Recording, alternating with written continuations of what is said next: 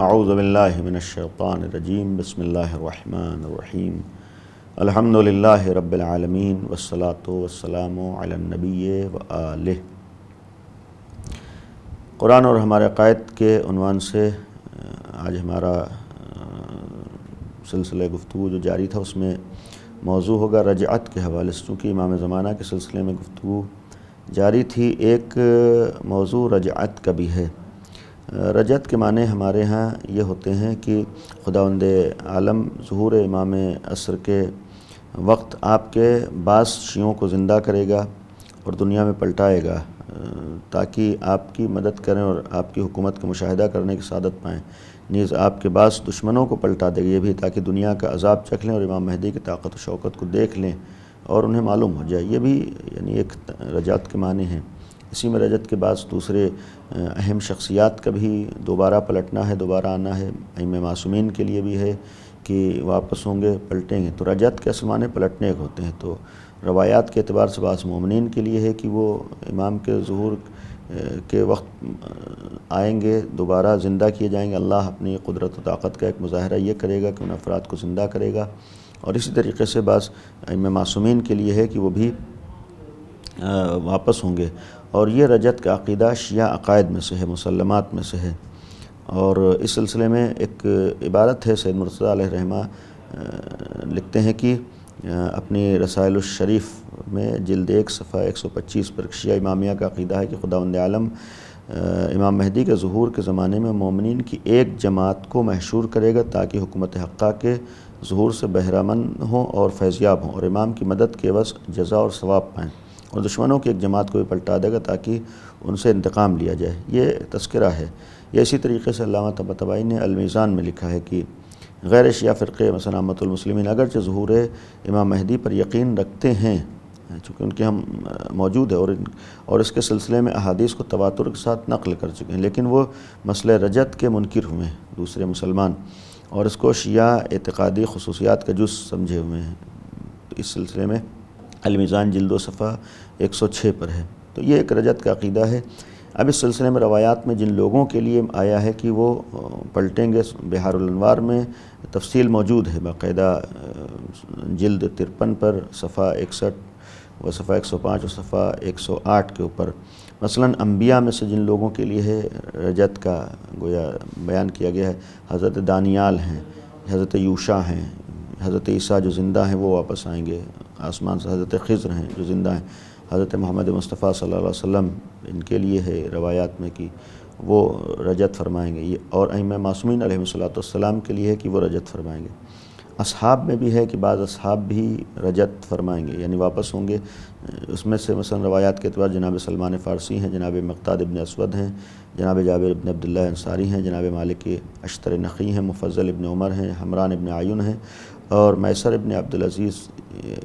یہ اس کے علاوہ اصحاب کہف کے لیے بھی، تو یہ گویا روایات ان لوگوں کے لیے موجود ہیں۔ اور اس سلسلے میں اگر ہم قرآنی آیات میں دیکھیں، قرآن میں بھی رجعت کا تذکرہ ہے۔ مثلا سورہ نمل کی آیت 83 ہے، 83 نمبر آیت ہے، وَيَوْمَ نَحْشُرُ مِنْ كُلِّ أُمَّةٍ فَوْجًا مِمَّنْ يُكَذِّبُ بِآيَاتِنَا فَهُمْ يُوزَعُونَ، اور جس دن ہم اٹھائیں گے ہر قوم میں سے ایک دستے کو کہ ان میں سے جو ہماری آیتوں کو جھٹلاتے ہیں تو انہیں تنبیہ کی جائے گی۔ یہ گویا ایک صریحی آیت ہے۔ تو اس آیت کے سلسلے میں معصومین کی روایات میں رجعت کے اس بات کے لیے اس سے استناد ہوا ہے۔ لہذا اسی بنیاد پر علامہ طباطبائی نے اپنی تفسیر میں المیزان میں لکھا ہے کہ آیت کے ظواہر سے معلوم ہوتا ہے کہ یہ حشر قیامت والے حشر سے مختلف ہے، یعنی چونکہ یوم نحشر آیا ہے، جب ہم اٹھائیں گے محشور کریں گے، تو یہ کہہ رہے ہیں کہ یہ جو اس آیت میں محشور کرنے اور اٹھانے کا تذکرہ ہے یہ قیامت والے حشر سے الگ ہے۔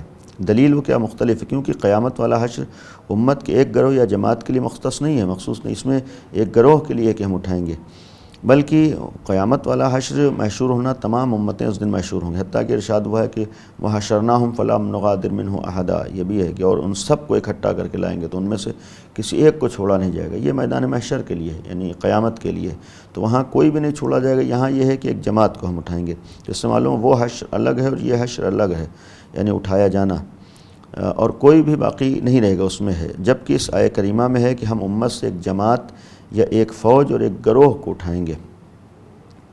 اسی طریقے سے ہمارے اس مدعا کی دلیل یہ کہ یہ حشر قیامت والے حشر سے مختلف ہے، یہ ہے کہ یہ آیت اور بعد کی دو آیتیں دابۃ الارض کے برآمد ہونے والی آیت کے بعد آئی ہیں، یہ جو خود اس بات کا ثبوت ہے کہ یہ حشر قیامت سے قبل واقع ہوگا۔ قیامت کی داستان بعض کی آیات کریمہ میں بیان ہوئی، جہاں فرمایا جاتا ہے وَيَوْمَ يُنفَخُ فِي الصُّورِ، یعنی جس دن سور پھونکا جائے گا، اور پھر اس دن کے واقعات کے اوصاف بیان ہوئے۔ چنانچہ یہ نہیں ہو سکتا ہے کہ قیامت کے اصل موضوع کے بیان سے قبل متعلقہ واقعات میں سے ایک کو پہلے سے پیشگی بیان کر دیا جائے، کیونکہ واقعات کے وقوع کی ترتیب تقاضا کرتی ہے کہ اگر ہر امت میں سے ایک گروہ کا حشر قیامت کے واقعات میں سے ہو تو اس کو نفخ صور کے بعد کی آیات میں بیان کیا جائے، لیکن خداوند عالم نے ایسا نہیں کیا، بلکہ نفخ صورت سے قبل ہر امت کے ایک فوج کے حشر کا تذکرہ کیا ہے، جس سے معلوم ہوتا ہے کہ یہ حشر قیامت کے واقعات میں سے نہیں ہے۔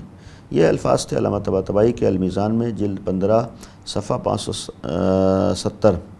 اور اس کے علاوہ بھی اس آیت کی تفسیر میں امام معصومین علیہ السلام سے متعدد روایات نقل ہوئی ہیں، جن میں اس آیت کو امام مہدی علیہ السلام کے ظہور کے زمانے میں رجعت کے واقع ہونے کی ایک محکم دلیل کے طور پر پیش کیا گیا ہے۔ مثلا تفسیر قمی میں ہے جلد 2 صفحہ 36 پر، یا بحار الانوار یہ جلد 53 میں صفحہ 51 پر، یا تفسیر برہان بہرانی میں ہے جلد 6 صفحہ 36 وغیرہ پر۔ یہ ایک آیت تھی۔ اس کے علاوہ بھی مثلا سورہ مومن کی آیت نمبر 11 بھی ہے جو رجعت کو بیان کر رہی ہے۔ قالوا ربنا امتنا اثنتین واحییتنا اثنتین فاعترفنا بذنوبنا فهل الی خروج من سبیل، سورہ مومن کی آیت 11۔ انہوں نے کہا اے ہمارے مالک، تو نے ہمیں 2 دفعہ موت دی اور 2 دفعہ زندہ کیا، تو ہم اپنے گناہوں کا اقرار کرتے ہیں، اب کیا نکلنے کی کوئی صورت ہے؟ یہ ایک گویا آیت ہے۔ اس سلسلے میں بحر الانوار میں جلد 53 صفحہ 56 پہ ہے کہ یہ اس کا تعلق بھی رجعت سے ہے، اور یہ بھی گویا امام کے ظہور کے بعد رجعت کو بیان کری ہے ظہور کے ساتھ۔ یا اسی طریقے سے یہ جس میں واقعی یعنی یقینی طور پر رجعت کا تذکرہ ہے، کچھ آیات میں ہے کہ جو امکان رجعت کو بھی بیان کر رہے ہیں، یعنی اس میں اگر ہم غور کریں تو اس سے رجعت کا امکان پایا جاتا ہے۔ مثلا جس میں آیات میں مرنے کے بعد زندہ ہوئے ہیں، یعنی بعض افراد کی طرف اشارہ ہے کہ جو مرنے کے بعد زندہ ہوئے ہیں، ان سے نہ صرف رجعت کا اس بات ہوتا ہے بلکہ قیامت کے امکان کی گواہی ملتی ہے۔ یہ ہیں اس طریقے کی آیات۔ مثال کے طور پر سورہ بقرہ کی جو اس سے قبل بھی آیت بیان ہوئی تھی، 259ویں آیت ہے سورہ بقرہ کی، جس میں 100 سال ایک شخص کے سوتے رہنے اور دوبارہ 100 سال کے بعد زندہ ہونے کا تذکرہ تھا۔ وَكَالَّذِي مَرَّ عَلَىٰ قَرْيَةٍ وَهِيَ خَاوِيَةٌ عَلَىٰ عُرُوشِهَا قَالَ إِنِّي يُحْيِي هَٰذِهِ بَعْدَ مَوْتِهَا فَأَمَاتَهُ اللَّهُ۔ یہ خود سورہ بقرہ کی آیت 259ویں، اس سے بھی جب ایک آدمی 100 سال سویا، دوبارہ اللہ نے اس کو زندہ کر دیا، تو پھر مرنے کے بعد دوبارہ زندہ کرنا اللہ کے لیے ناممکن نہیں ہے، اللہ کے بس میں ہے، تو جس کو ہم رجعت کہیں۔ یا اسی طریقے سے قیامت میں بھی ایسے افراد کے دوبارہ زندہ ہونے کا امکان پایا جاتا ہے۔ یا اسی طریقے سورہ بقرہ کی آیت 260 میں بھی، اس میں جناب ابراہیم کے ذریعے سے پرندوں کے ذبح ہونے اور پھر ان کو دوبارہ پکارنے سے زندہ ہو جانے کا بھی تذکرہ ہے۔ اس کا مطلب ہے کہ مرنے کے بعد بھی اللہ نے ایسے کچھ نمونے پیش کیے ہیں جس سے معلوم ہوتا ہے کہ رجعت ناممکن نہیں ہے، یعنی ممکن ہے، ہو سکتی ہے، اور دوسری آیات کے مطابق ہوگی۔ یا اسی طریقے سے سورہ کہف کی 25ویں آیت میں، اس میں اصحاب کہف کے واقعے کو بیان کیا ہے کہ وہ 300 بعض روایات کے مطابق 309 سال کے بعد زندہ ہوئے اور پھر دوبارہ سوئے ہیں، تو یہ خود ان کا زندہ ہونا یعنی گویا دوبارہ مرنے کے بعد اٹھ جانا ناممکن نہیں ہوگا۔ یا سورہ بقرہ کی آیت 56 میں بھی ثم بعثناکم من بعد موتکم لعلکم تشکرون، ہم تمہیں موت کے بعد مبعوث کریں گے، زندہ کریں گے، تمہیں جلا دیا جائے گا، شاید تم شکر گزار ثابت ہو۔ تو اس میں بھی اس سے امکان اس سے ثابت ہو رہا ہے۔ اور بھی دیگر آیات ہیں، مثلا سورہ بقرہ کی آیت 243 ہے الم تر الی الذین خرجوا من دیارہم وہم الوف حذر الموت فقال لهم اللہ موتوا ثم احیاہم، یعنی کیا نہیں دیکھا تم نے ان کو جو مرنے کے ڈر سے اپنے گھروں سے نکلے ہزاروں کی تعداد میں، تو کہا انہیں اللہ نے مر جاؤ، پھر انہیں زندہ کیا۔ یعنی انہیں موت کے بعد پھر اللہ نے زندہ کیا۔ غرض یہ کہ اور بھی آیات ہیں جو یعنی اس سے ثابت ہوتا ہے کہ رجعت ایک قابل قبول عقیدہ ہے، اور اگر توجہ دے تو انسان کے لیے ممکن ہے اس کے اوپر یعنی کہ شک و شبہ اس کے ذہنوں میں نہ ہو، لیکن شرط ہے کہ قرآنی آیات کو دیکھیں، اور انہی قرآنی آیات کی بنیاد پر اور احادیث معصومین کی بنیاد پر شیعوں کا عقیدہ رجعت کا ہے کثرت سے۔ آیات بھی موجود ہیں، احادیث موجود ہیں معصومین علیہ الصلوۃ والسلام کی، جس میں باقاعدہ بعض جگہوں پر نام بیان ہوئے ہیں، افراد کا تذکرہ ہوا ہے، شخصیتوں کا تذکرہ ہوا ہے، لہذا یہ ثابت کرتی ہیں کہ یہ بھی ایک گویا امام کے ظہور کے ساتھ اور امام کے ظہور کے بعد افراد آئیں گے، اور یہ بھی اس ضمن میں گویا ایک پیغام ہے، اور یہ ایک پہلو پوشیدہ ہے کہ اللہ کی طاقت اور اللہ کی قوت پہ یقین رہے، اور اللہ کے بس میں سب کچھ ہے، اللہ جو چاہے کر سکتا ہے، اللہ کے اختیار میں ساری کائنات ہے، اور اللہ جس چیز کو چاہے جتنے دن زندہ رکھے، جب جس کو چاہے دوبارہ زندہ کر دے، دوبارہ حیات دے دے۔ ان اللہ علی کل شیء قدیر، اللہ ہر شے پر قادر ہے۔